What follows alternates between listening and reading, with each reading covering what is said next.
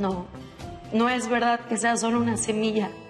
Es un ser que vive y crece dentro de nosotras.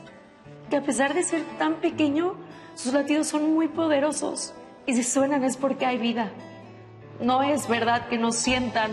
Claro que sienten. Y a la vez nos hacen vibrar con cada latido de su corazón. Con cada movimiento que hacen.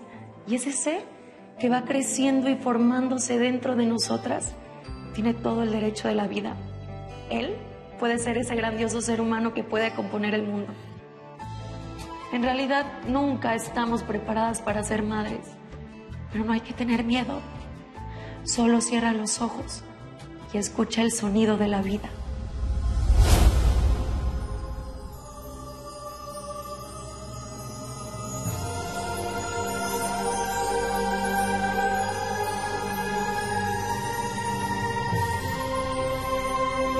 Revive los episodios completos de La Rosa de Guadalupe en cualquier momento y donde te encuentres en larosadeguadalupe.mx.